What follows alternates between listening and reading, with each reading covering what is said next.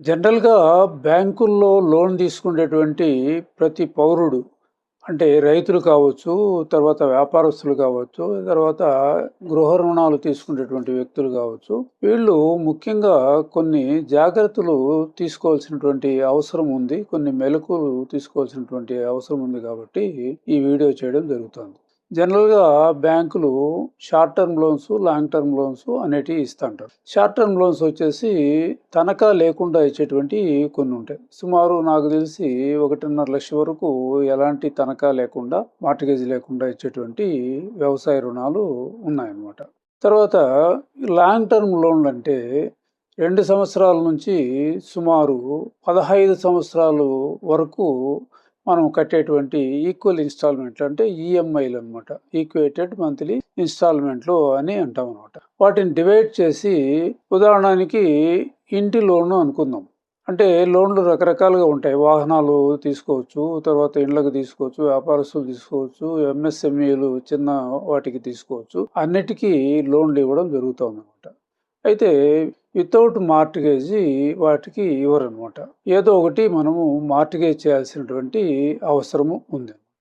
ఉదాహరణకి మనము ఒక ఇల్లు కొనుక్కోవాలన్నా, లేదా అపార్ట్మెంట్ కొనుక్కోవాలనుకున్నా, లేదనేకంటే ఇల్లు కొత్తగా నిర్మించుకోవాలన్నా మనము బ్యాంక్‌ని అప్రోచ్ చేసి వాళ్ళు ఇచ్చేటువంటి రుణానికి మాక్సిమం వాళ్ళు 80% ఇస్తే మనం 100% వాల్యూ ఉండేటువంటి వస్తువును మనం తాకట్టు పెట్టాల్సినటువంటి అవసరం ఉందన్నమాట.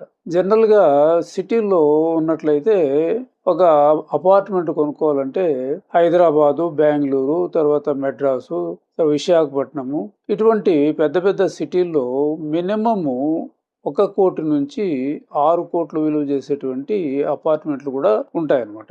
అయితే వాటిని డబ్బున్నోళ్ళు అట్లే పెట్టి తీసుకుంటే వాళ్ళు ఇన్కమ్ ట్యాక్స్ కట్టాల్సినటువంటి అవసరం ఉంటుంది కాబట్టి డబ్బు ఉన్నోళ్ళు కూడా 6,00,00,000 రుణాన్ని కూడా బ్యాంకుల ద్వారా రుణం తీసుకొని కట్టినట్లయితే వాళ్ళు ఇన్కమ్ ట్యాక్స్ కట్టాల్సినటువంటి అవసరం ఉండదన్నమాట. ఈ 6,00,00,000ను ఒక ఉదాహరణకి 15 ఏండ్లు మనము టైం పీరియడ్ పెట్టుకొని చేసినట్లయితే వాళ్ళు 180 ఈఎంఐలుగా డివైడ్ చేస్తారు. అంటే 6,00,00,000, 6,00,00,000కి అయ్యేటువంటి వడ్డీని ఈక్వల్‌గా డివైడ్ చేసి మంత్లీ ఇన్‌స్టాల్‌మెంట్లుకు లెక్కగట్టి ఇవ్వడం జరుగుతుంది.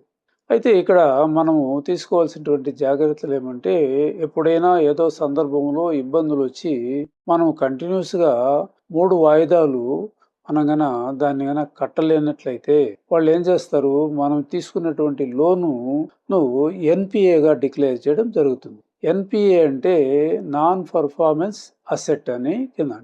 దాని తెలుగులో తీసుకున్నటువంటి నిరర్థకపు ఆస్తి లేదా మొండి బకాయిలు అనేటువంటి పేర్లతో పిలుస్తాం అనమాట. అప్పుడు వాళ్ళకి ఏమవుతుందంటే ఆ ట్రాన్సాక్షన్ జరిగేటప్పుడు బ్యాంకులకు నష్టాలు వాటిల్లేటువంటి ప్రమాదము ఉండే దానివల్ల వాళ్ళు ఏం చేస్తారంటే, ఇదివరలో అయితే బ్యాంకులను అప్రోచ్ అయ్యి ఆ బ్యాంకు ఇచ్చినటువంటి తీర్పులు 2 ఏండ్లో, 3 ఏండ్లో, 4 ఏండ్లో కాలం పట్టేది. అంతవరకు ఎన్‌పీఏ అయినటువంటి రోజు నుండి దానికి అసలు వడ్డీ పెరగదనమాట.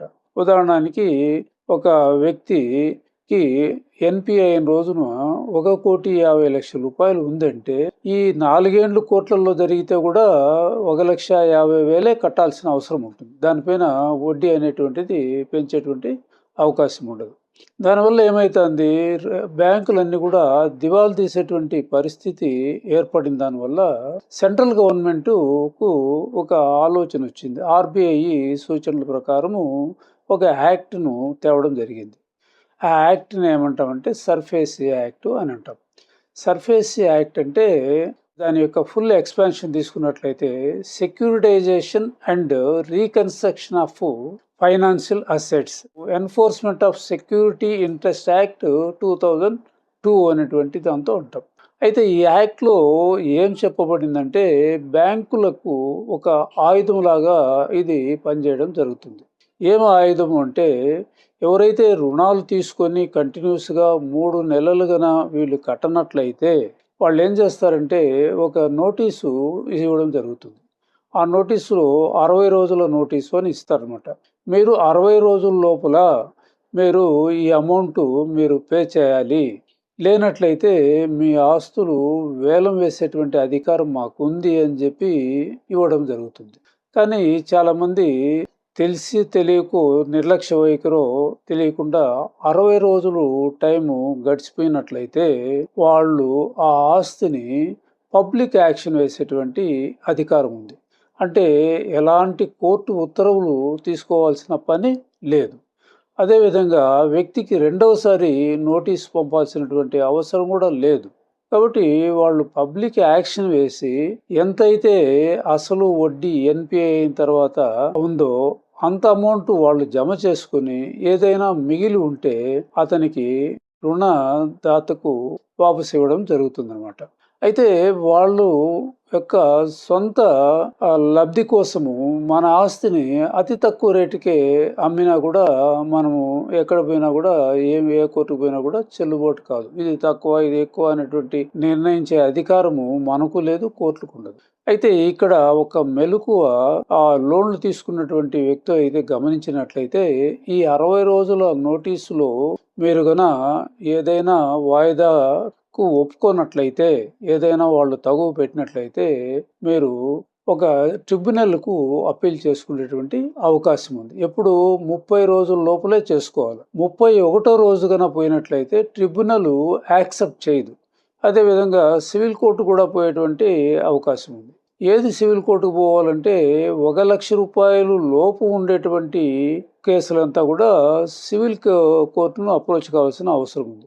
1,00,000 పైబడి కొన్ని కోట్ల వరకు, ఉదాహరణకి పెద్ద పెద్ద సిటీల్లో చెప్పినాము కదా, ఒక అపార్ట్మెంట్ తీసుకున్నట్లయితే 1 కోటి నుండి 6 కోట్ల వరకు ఉంటాయి అనేటువంటి అవి లాంగ్ టర్మ్ కింద తీసుకుంటాం అన్నమాట. అంటే 3 సంవత్సరాల నుండి 15 సంవత్సరాల వ్యవధిని పెట్టి అది దగ్గర 36 ఎంఐఎల్ నుండి 180 ఎంఐఎల్గా డివైడ్ చేసి ప్రతి నెల ఇంత అమౌంట్ కట్టాలనేటువంటిది నిర్ణయించడం జరుగుతుంది. దాని ప్రకారము కట్టాల్సిన అవసరము ప్రతి ఒక్కరికి ఉందన్నమాట. అయితే మీకు ఆ 31వ రోజు పోయినట్లయితే చెల్లుబాటు. 30వ తేదీ లోపల డిఆర్టీని అప్రోచ్ కావాల్సిన అవసరం ఉంది. డిఆర్టీ అంటే డెట్ రికవరీ ట్రిబ్యునల్ అని అంటాం. ఇది ఒక్కొక్క రాష్ట్రానికి ఒక్కొక్క ట్రిబ్యునల్ అనేటువంటిది ఉంటుంది. ఉదాహరణకి ఆంధ్రప్రదేశ్లో ఎత్తుకున్నట్లయితే వాళ్లకు విశాఖపట్నంలో ఒక ట్రిబ్యునల్ ఉంది, ఆంధ్రప్రదేశ్ అంతటికీ కలిపి.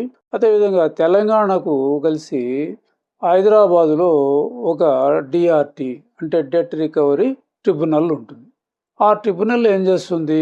విచారణ చేస్తుంది. విచారణ చేసి ఒక 6 నెలలకో సంవత్సరానికో ఒక జడ్జిమెంట్ అనేటువంటిది ఇవ్వడం జరుగుతుంది.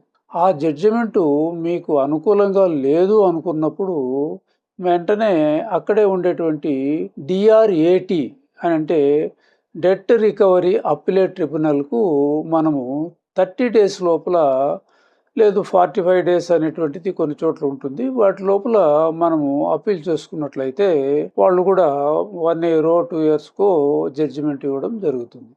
కానీ మీరు తీసుకున్న అప్పు కానీ వడ్డీ కానీ అది పెరగదు. ఎన్పిఏ ఎప్పుడైందో ఆ రోజు నుండి ఎంత అమౌంట్ ఉందో అంతే అమౌంట్ ఉంటుంది. ఈ పరిస్థితి బ్యాంకులకు తీవ్రమైనటువంటి నష్టాన్ని కలిగిస్తుంది. అదే లోన్ తీసుకున్న వాళ్లకు ఇది మంచి ఊరట కలిగిస్తుంది.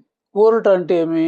టైం కలిసి వస్తుంది. నువ్వు కట్టవలసినటువంటి అమౌంట్ 2 ఏళ్ళు కానీ 3 ఏళ్ళు కానీ 4 ఏళ్ళు కానీ ఆ అమౌంట్ పెరగదనమాట. అయితే కట్టేది తప్పుతుందా అంటే తప్పదు, కానీ మీకు టైం పీరియడ్ అనేటువంటిది పెరుగుతుంది. కాబట్టి మీరు ముఖ్యంగా గమనించాల్సినటువంటి విషయం ఏమిటంటే నోటీస్ ఇచ్చిన 30 రోజుల లోపల మీరు అప్పీల్ పోతేనే ఇటువంటి సౌలభ్యము రావడం జరుగుతుంది. 31వ తేదీ ఇట్లా సివిల్ కోర్టులు కానీ అట్లా డిఆర్టీ కానీ యాక్సెప్ట్ చేయదనమాట.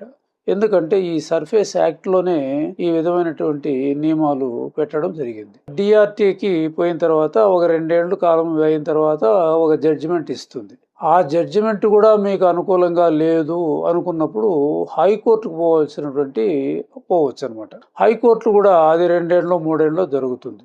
అది కూడా మీకు నచ్చలేదు అనుకొని ఇంకా మీకు టైం కావాలనుకున్నప్పుడు సుప్రీంకోర్టులో కూడా వేసుకొని చేసుకోవచ్చు. అంటే అర్థం ఏమి? మీకు కాలయాపన చేయడానికి అమౌంట్ పెరగకుండా ఉంటుంది, కాలయాపన చేయడం అనేటువంటిది జరుగుతుంది అనమాట. కాబట్టి కాలం కలిసి వస్తుంది.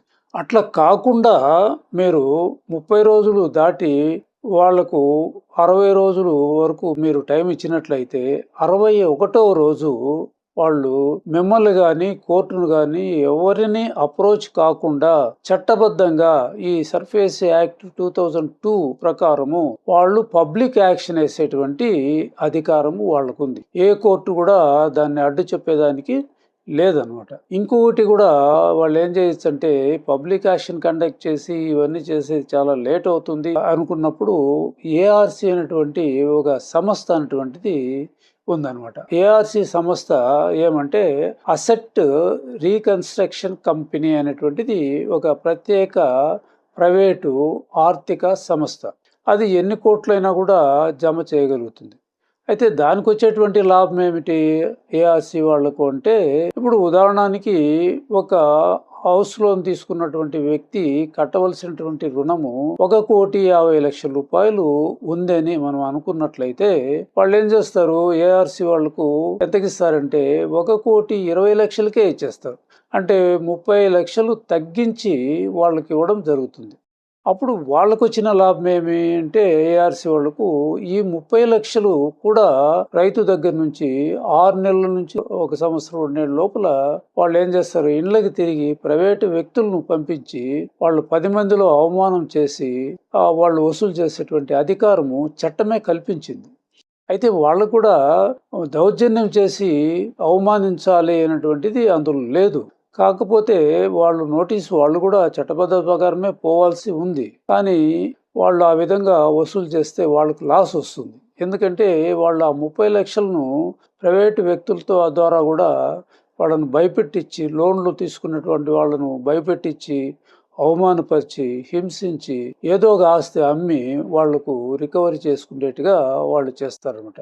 ఇటువంటి సందర్భాల్లో అనేక నగరాల్లో జరిగింది, పేపర్లో రావడం జరిగింది, న్యూస్లో కూడా మనం చూడడం జరిగింది. కాబట్టి ఈ ప్రమాదం నుండి మనము రక్షించుకోవాలి అనుకుంటే మీరు గుర్తుంచుకోవాల్సినటువంటి ముఖ్యమైనటువంటి సందర్భం ఏమంటే, బ్యాంకు వాళ్ళు ఇచ్చినటువంటి నోటీసు 30 రోజుల లోపల మీరు అప్పీలన్నా పోవాల్సి వస్తుంది. లేదనేటికంటే 60 రోజుల లోపల ఏదైనా ఒక ఈఎంఐ కానీ లేదా 3 ఈఎంఐలు కానీ కట్టి కంటిన్యూ చేసుకునేటువంటి ఇది కూడా ఉంటుంది. కాబట్టి మీరు మీ యొక్క సందర్భాన్ని బట్టి, మీ యొక్క ఆర్థిక పరిస్థితిని బట్టి ఏ విధంగా నిర్ణయించుకోవాలనేటువంటిది ఆ మెలకువ మనకే ఉంటుంది. ఎందుకంటే మీకు ఎక్కువ టైం కావాల్సి వచ్చినప్పుడు అప్పుడు మీరు ఈ డిఆర్ఏటి, హైకోర్టు, సుప్రీంకోర్టుకు పోయినట్లయితే మీకు 5-6 ఏళ్ళు టైం కలిసి వస్తుంది.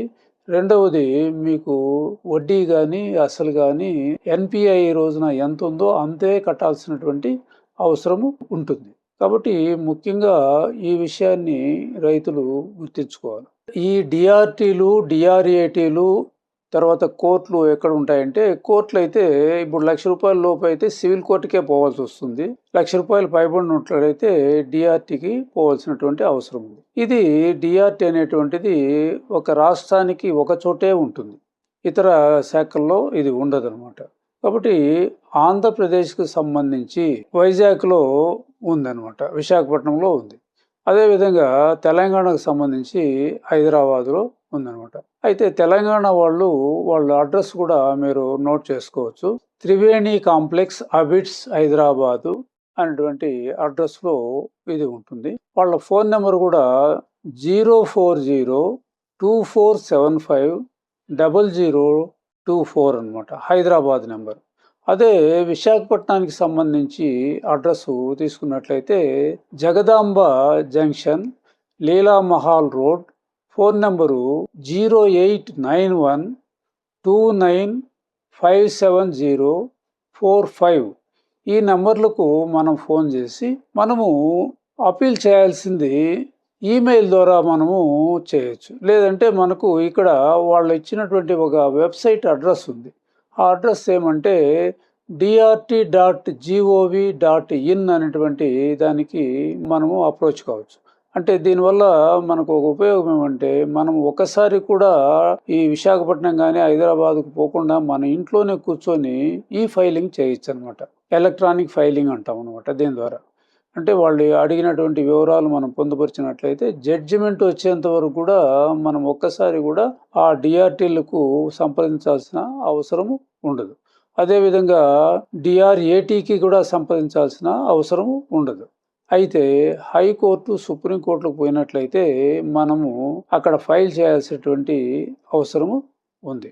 కాబట్టి ముఖ్యంగా ఈ లోన్ విషయంలో రైతులు కానీ, వ్యాపారస్తులు కానీ, తర్వాత గృహ రుణాలు తీసుకున్నటువంటి వ్యక్తులు కానీ ఈ జాగ్రత్తలు తెలివిగా పాటించాలి.